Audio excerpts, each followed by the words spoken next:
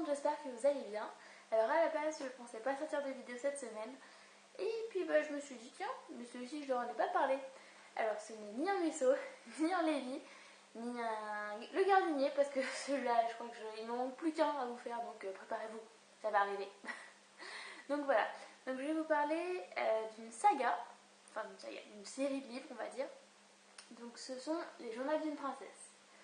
Oui, normalement 10 journaux, là c'est journal, cherchez pas, c'est comme ça. En gros, pourquoi j'ai choisi de vous en parler? Parce que j'avais lu les premiers avec ma petite sœur, quand j'étais un peu plus jeune. Et en fait, j'avais tellement kiffé que je me suis dit, désolée pour ce bruit, les vestiges d'une caméra qui ne sert plus à rien. Désolée, j'aurais dû la ranger. Bref, parenthèse finie, je continue. Et en fait, j'avais tellement adoré qu'en fait, je me suis pris tous les autres. Alors, c'est vrai que c'est poche jeunesse, hein, c'est référencé comme livre pour enfants. Mais attendez, qu'est-ce que j'avais dit sur les livres pour enfants? Je m'en fous que ce soit pour enfants, je les lis quand même. Parce qu'il ne faut pas faire de ségrégation comme ça, livre enfant, livre jeune adulte, livre adulte. On s'en fout. Du moment qu'on aime, il faut lire. Donc de quoi ça parle, même si je pense que vous avez tous vu les deux films qui sont sortis grâce à ça, en lien avec ça.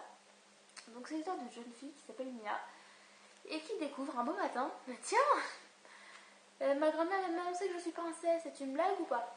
Et en fait son père étant prince de Génovie, je crois, ou un truc comme ça, du coup elle s'appelle d'elle une princesse. Et en fait, à partir du premier jusque, je sais plus si on a 13 ou 14, en fait elle apprend à devenir une princesse avec toutes les contraintes que ça peut avoir. Et au fur et à mesure, forcément elle grandit, hein, on reste pas tous les tomes sur une seule année. Désolée pour les cheveux, ils me gonflent. On reste pas en fait tous les livres sur une seule année, c'est vraiment du moment où elle apprend qu'elle devient princesse jusqu'au moment où elle accède vraiment au trône. Enfin, pas dans les livres, surtout dans les films que c'est comme ça. Là, c'est plus jusqu'à la fin de ses études en fait. Et j'aime beaucoup cette série. Bon, là, effectivement, je vous ai montré que le tome 6. Hein. Comme je vous ai dit, il y en a 13 ou 14. Et moi, j'aime bien parce que c'est léger, on se prend pas la tête. Et c'est assez drôle en même temps parce que on découvre en fait tout ce qu'une jeune fille de 13-14 ans est prête à faire pour garder son copain.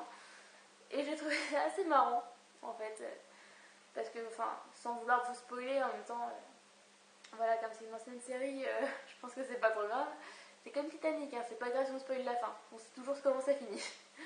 Donc en gros là, il y a son copain qui va partir au Japon pendant 1 an je crois, pour perfectionner un robot qui va permettre de pratiquer la chirurgie de pointe. Et elle en fait elle veut pas qu'il parte forcément parce que pour elle, leur relation elle tiendra pas quoi, c'est pas possible.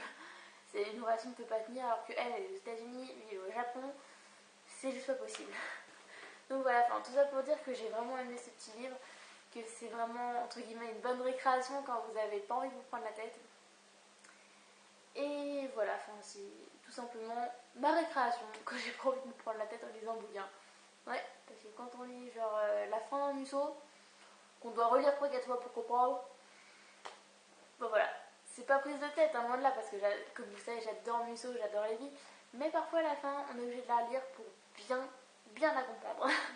Et quand on n'a pas envie de relire un livre parce voilà. C'est juste qu'on n'a pas envie parce que on a déjà tapé tout le bouquin et on va se dire ok là je vais te le lire à te reposer, ça sera beaucoup mieux.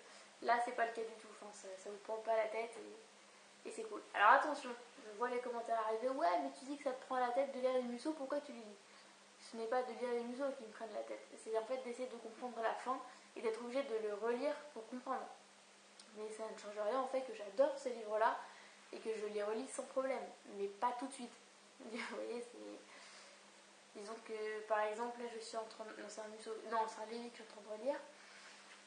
Je pense vous parler bientôt d'un autre Lévi mais que j'adore. Non, c'est un Musso, oh punaise, je les confonds maintenant. Donc je vais bientôt vous parler d'un Musso que j'adore. Normalement ce sera Que serais-je sans toi, qui me fait beaucoup penser à une chanson que j'aime beaucoup aussi. Donc voilà, je vous en dis pas plus pour l'instant. Il y a aussi un partenariat avec une blogueuse qui arrive. En tout cas, maintenant je vous fais des gros bisous et je vous dis à la prochaine. Salut!